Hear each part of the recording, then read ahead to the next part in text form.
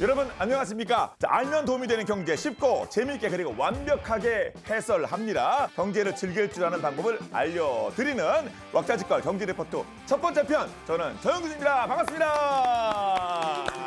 예, 안녕하세요. 명지대학교의 박정호라고 합니다. 적응이 안 됩니다. 김광섭입니다. 반갑습니다. 여기 무슨 장터인가요? 사실 제가 보통 이제 게임 중계를 하는데 경제 토크랑 좀 안 맞는 거 맞는데, 하여튼 뭐 새로운 톤, 새로운 분위기 한번 만들어 보도록 하겠습니다. 저희가 이제 경제 얘기되는 거 아닙니까? 예. 근데 저는 경제하기 싫습니다. 어려워서 싫었어요. 그런데 제가 싫다고, 어렵다고, 경제 빼고 살 수 없는 거 아닙니까? 그렇죠. 사실 저희도 어렵긴 합니다. 그래요? 제 친한 친구가 사학과 교수인데요. 이 친구는 10년 전 강의 노트를 아직도 쓰고 있어요. 왜? 조선은 바뀌는 게 아니니까. 그래. 소위 족보! 예. 그런데 우리 경제는 매일 사건 터지고 이슈가 있다 보니까 도저히 계속 학습하고 바꾸지 않으면 안 되는 상황입니다. 그래서 경제는 끊임없는 학습이 필요하다는 게 하나의 단점이긴 한데요.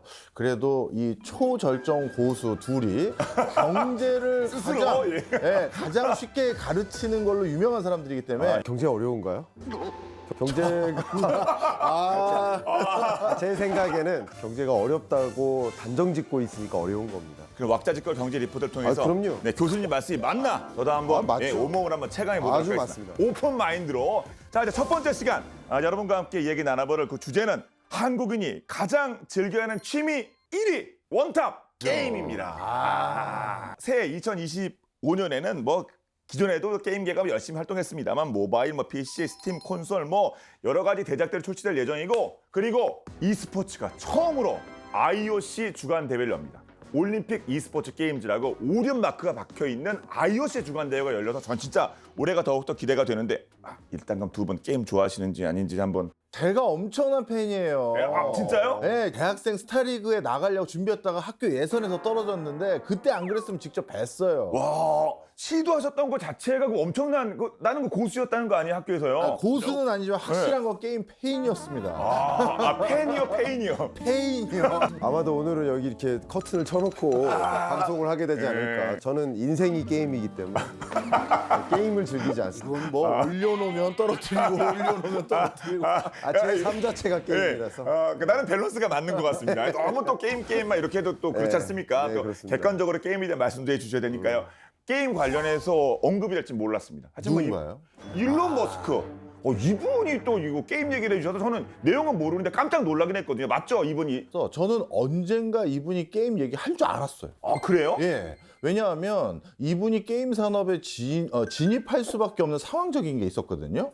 실제로 지난 11월 27일로 기억하는데요. 자신이 운영하는 X 트위터를 통해서 XAI 회사를 바탕으로 내가 게임 산업에 진출하겠다. 그리고 내가 전 세계가 놀라워할 게임들을 발표하겠다라고 천명하셨거든요. 게임에서 제일 중요한 게 인공지능이잖아요. 그렇기 때문에 인공지능을 실제 가장 잘 알고 있는 기업가가 게임 산업을 안 한다? 이것도 의구심이 있었고요.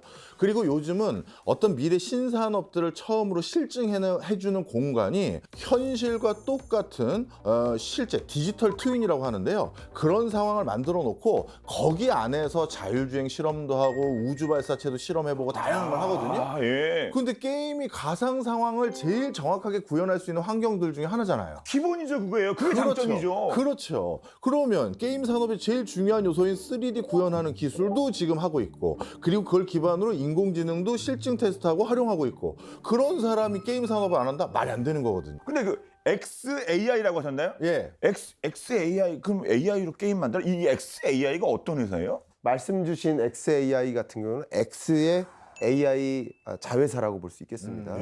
그러면 이제 게임에 AI를 접목하겠다라고 생각하시면 좋아요. 그 게임이라는 영역에도 엄청난 혁신이 있는데, 과거의 게임과 달리 이제 점점 더 이 게임은 어떻게 바뀌고 있냐면 초실감화라고 정의할 수 있어요. 진짜랑 구별이 안 가게? 그렇습니다. 예. 그게 AI의 기능입니다. 가장 첫 번째는 AR과 VR의 기술 적용, 두 번째는 AI인데 대표적인 예를 들어볼게요. 어렸을 때 오락실에서 게임 하셨습니까, 혹시? 많이 했죠. 어렸을 때 오락실 게임을 생각하시면 주인공이 누구예요? 나예요, 삼자예요? 게임이란 기본적으로 뭐예요? 삼자를 조종하는 게 게임입니다. 그렇죠? 이제 앞으로의 게임은 내가 주인공으로 1인칭으로 그렇죠. 1인칭으로 바뀌는 거.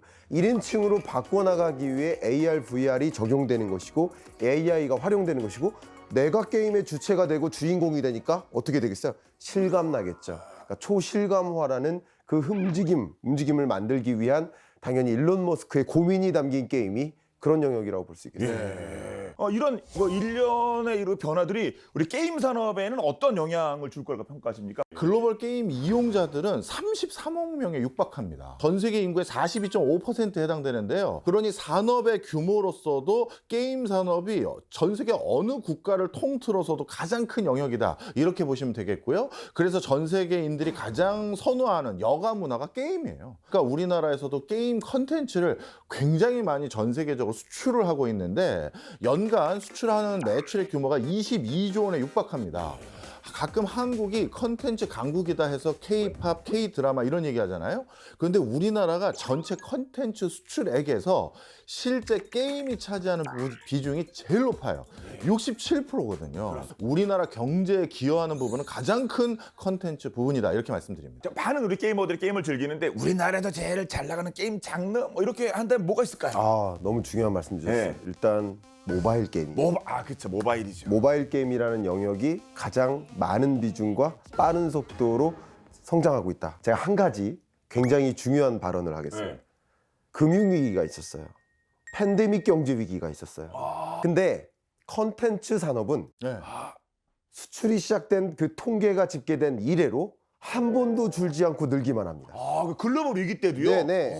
어떤 위기를 막론하고 네. 이 K 컨텐츠 산업의 수출액은 계속 늘어나는데 그중에 절대적인 비중이 게임입니다. 그 게임 산업 안에서도 바로 모바일 게임이 정말 압도적인 비중으로 커져가고 있다. 한번 생각해보시면 PC로 게임할까, 콘솔로 게임할까, 무엇으로 게임할까? 우리 바로 한 게임 할까요? 그렇습니다. 바로 한 게임 할까? 한 게임 하면서 할까요? 시작하시죠. 근데 PC 세팅할 수는 없잖아요. 모바일 지금. 게임. 바로 끝나는데. 모바일 게임이에요. 그런 만큼 당연히 이 게임이 긍정적으로 우리 산업에 미치는 영향, 경제에 미치는 영향이 엄청날 수밖에 없는 거 아니겠습니까? 맞습니다. 가장 노동 집약적인 산업이 게임이에요. 그렇습니다. 게임 하나 개발하려면 실제 프로그래머부터 웹 디자이너부터 그다음에 이거 뭐랄까 캐릭터 디자이너까지 정말 몇 년간 투여되잖아요. 전부 사람들이 한 땀 한 땀 만든 게 그 게임이고요. 실제 게임은 계속 만들고 나서 그냥 계속 오픈하는 게 아니라 버그 잡아야지, 유지 보수해야지, 새로운 캐릭터 아이템 넣어줘야지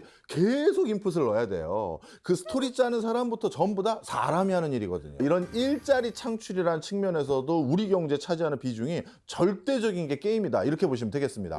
그래서 현재 2022년 기준으로요. 우리나라 게임 산업에 종사하는 종사자 수가 8만 명이 넘어요.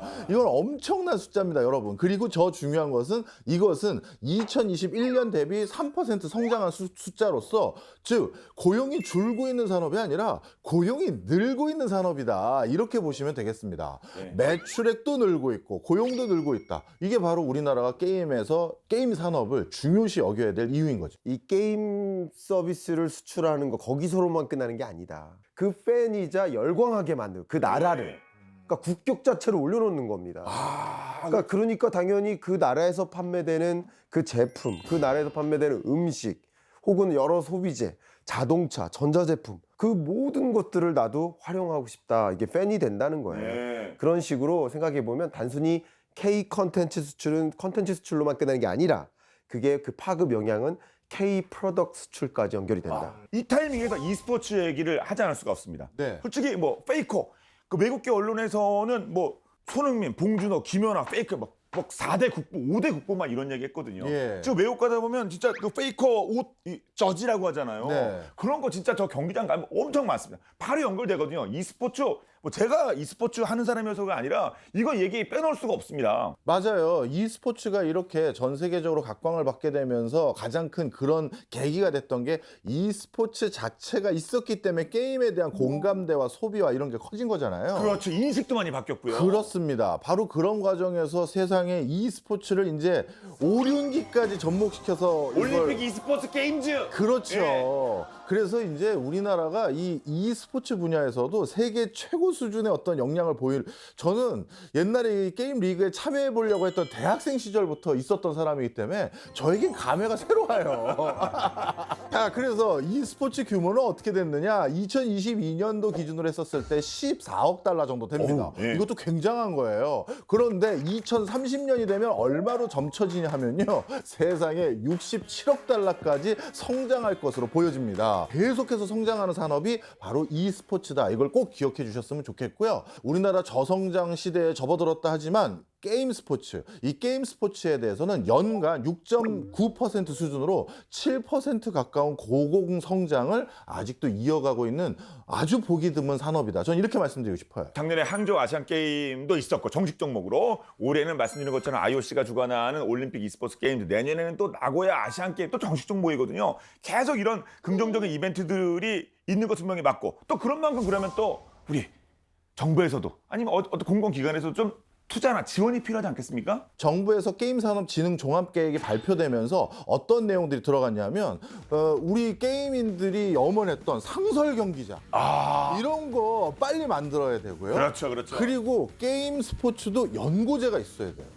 서울팀, 뭐 예를 들어서 전주팀, 대구팀, 부산팀 이게 있어야 되는데 바로 이런 리그, 뭐 야구단과 축구단과 같은 이런 리그를 만드는 초입이 바로 이제 계획이 됐고요. 2025년부터 이제 본격화돼서 더 전국 단위로 이제 진행이 될 거다 이렇게 들었습니다. 네. 그런 거 민간 차원에서만 되기가 쉽지 않기 때문에 많은 지원이 필요할 것 같고, 그런데 또 e스포츠가 어떤 경제 효과를 가지고 있을지 전 바로 계산이 되진 않거든요. 아마 e스포츠 하면 다른 건 몰라도 예. 카운터 스트라이크, 포트나이트 외국에서 엄청 요 큰 두 가지 게임이죠. 정도는 다 이해하실 텐데요. 예. 이런 어떤 e스포츠를 주관하고 있는 블라스트가 이 부분을 조사를 했어요. 대회 관람객 60% 이상이 관람객을 유치하는 그 도시 지역 네. 내에 어마어마한 외부인들이 들어온다. 그 외부인들이 들어온다면 어떤 일이 벌어질까요? 관광 효과가 일어나는 겁니다. 호텔, 그렇죠. 뭐 레스토랑 다 그런 거 아닙니까? 그렇습니다. 네. 숙박, 음식, 네. 여가, 또 거기에 교통이나 여러 가지 소위 말하는 마이스 산업에 걸쳐서 경제적 파급력이 있어요. 우리 한번 생각해 보세요. 야구 경기장, 그 주변에 대형 야구 경기가 열립니다. 어마어마한 근처 호프집과 그렇죠. 이게 다 경제적 효과예요. 그렇죠. 그러니까 이런 일들이 없다라고 한다면 그렇죠. 일어나기 어렵겠는데, 네. 그러니까 이렇게 앞에 말씀하셨던 것처럼 그 종합계획상에서 지역별로 이런 e스포츠를 진흥하는 이런 종합계획이 마련된다면 그 지역을 중심으로 한 당연히 지역경제 활성화, 네. 지역경제 활성화 정책이 될 수 있겠죠. 게임 쪽에서의 더 다른 이슈로 넘어가서 콘솔. 이거 우리가 더 노력해야 되는 부분인데, 콘솔 얘기도 한번 해볼까요? 자, 우리가 이제 유일하게 어떤 성과를 잘 내지 못했던 게임 분야가 이 콘솔 분야잖아요. 네. 모바일에서도 게임 성과를 냈고 PC도 냈고 다 냈는데 이 콘솔 부분이 약한데, 사실 콘솔이 게임의 완성도로 따졌을 땐 가장 완성도와 퀄리티를 높여야 할 분야가 이 콘솔이다 보니까 콘솔 게임을 잡아야 그걸 하위 버전으로 바꿔서 모바일이나 다른 데 적용할 수도 있거든요. 그렇죠. 그래서 우리가 이제 콘솔 시장을 좀 잡는 게 숙제 중에 하나인데요. 전 세계적으로 콘솔 시장이 전체 게임 시장의 점유율에서 한 30%가 조금 안 됩니다. 그렇기 때문에 지금 나머지 분야 말고 미지의 영역인 이 콘솔까지가 우리가 정량한다면, 장악한다면 충분한 성과를 낼 수 있을 것 같은데요. 그런데 안타깝게도 아직 우리 게임 업체가 이 콘솔 분야에서의 시장 점유율은 2%가 채 안 되는 것 같더라고요. 자, 그러면 어떻게 해야 되느냐? 현재 가장 돈이 많이 되는 게임 분야 중에 하나가 이 콘솔이에요. 그래서 이건 무조건 들어가야 되는데, 우리 콘솔 어떻게 하는지 아시잖아요. 그럼요. 타이틀을 네. 사거나 매달 돈을 내고 구독을 해야 구독하거나. 되잖아요. 그러다 보니까 캐시카우로서의 성과가 되게 좋아요. 그래서 콘솔 부분은 우리가 들어가야 된다. 저는 이렇게 말씀드립니다. PC와 콘솔, 이 경계 자체가 완전히 허물어지고 있지 않습니까? 그럼요. 그렇기 때문에 장기적으로 이런 다소의 어떤 콘솔 기기가 출시될 수 있기 때문에 그런 어떤 경제적 기회를 편승하기 위해서 더 콘솔 게임 개발하기 위한 그 경험을 축적하기 위한 노력을 해야 될 것이라고 판단합니다. 그렇습니다. 또 그러기 위해서는 지원 어떤 지원을 또 이끌어내야 되고 또 부탁을 드려야 될까요? 콘솔 게임이 앞서서 말씀드렸듯이 퀄리티가 되게 높아요. 그러다 보니까 초기 제작 기간이 어마어마하게 듭니다. 그러다 보니까 이 초기 어마어마한 제작비를 영세하거나 중소한 어떤 스타트업 또는 그런 작은 게임 회사들이 다 부담할 수가 없거든요. 그러다 보니 정부의 지원이라는 게 꼭 이 분야가 특히 필요하다 이렇게 말씀드려요. 그리고 콘솔이라는 건 결국 특정 그 콘솔 그 기기를 기반으로 하는 회사들에게 우리가 어떻게 보면 이 게임을 납품해도 되느냐 이런 허락 아닌 허락을 득해야 되는 과정들이 있는데 그럼 그쪽에 나름대로 QC에 맞춰서 이걸 제작하는 그 해외 업무 지원이라는 게 또 필요하거든요. 그렇겠네요. 바로 이런 것들도 영세한 업체들이 독자적으로 하기에는 어려운 부분이 분명히 있습니다. 그래서 이런 부분에 대해서 정부가 조금만 지원을 해준다면 우리나라는 워낙 다른 분야에서도 게임이 성과를 냈기 때문에 저는 콘솔 부분에서도 바로 성과가 이어질 거라고 보고요. 네, 그런 계획들이 잘 이루어졌을 때 콘솔 게임 산업에 어떤 영향을 미칠 거라 보십니까? 앞으로 콘솔의 새로운 형태가 하나 생길 거예요. 왜? 지금은 형태요? 조이스틱 같은 걸로 해서 콘솔 기기에 CD 같은 DVD 넣고 우리가 이렇게 하잖아요. 네. 이제 앞으로는 이미 메타에서 진행하는 것처럼 이제는 쓰는 거예요. 이 쓰는 게 지금은 완전히 VR 형태지만 이제는 앞으로 어떻게 된다? 바로 그냥 안경 형태의 콘솔 디바이스를 지원하는 이런 게 나올 겁니다. 그렇다면 이 큰 시장에 우리가 어떤 성과를 내느냐가 앞으로도 게임 산업의 종주국이 될 수 있을지를 결정하는 요소다. 저는 이렇게 말씀드립니다. 기본적으로 예. 특히 트럼프 2.0 시대 아닙니까? 아, 그렇죠. 그럼 이제 트럼프의 전략이 미래 유망 산업 같은 경우는 그 밸류 체인을 미국 내 완전히 완성하겠다. 아, 지역화. A부터 Z까지 다. 네. 그러니까 이 게임 산업도 역시 유망한 산업이라고 한다면 우리가 그동안에 못해왔던 이 콘솔 게임 같은 경우 모바일 게임은 잘한다고 본다면 나머지 영역도 우리가 밸류 체인을 우리 한국 내에 완성시키는 그런 전략을 더 꿰야 되지 않을까. 게임 산업 진흥을 위해 다양한 지원책이 마련돼 있고 계속 준비되고 있는데 두 분도 역시 또 관심을 갖고 지켜보실 것 같습니다. 두 분이 주목하고 계신 부분은 어떤 게 있을지 궁금해지네요. 전 세계적으로 보호무역주의가 강화되고 있습니다. 그것 때문에 우리나라에서 만드는 제품과 서비스가 해외 수출될 때 관세가 부과되고 이런 문제가 생기거든요. 그런데 유일하게 디지털도 관세가 부과 안 되는 분야가 디지털이죠. 게임이에요. 그러다 보니 보호무역주의를 가장 원만하게 그리고 슬기롭게 넘어갈 수 있는 산업, 육성해야 될 산업이 게임이라는 걸 절대 잊지 마시고요. 무조건 애들 공부하는 데 방해된다라고 터부시 여길 게 아니라 전 세계적으로 나가는 수출품이다. 이런 인식 전환을 꼭 해주셨으면 하는 바람입니다. 네, 게임의 긍정적인 선한 영향력도 좀 인정을 해주셨으면 좋겠네요.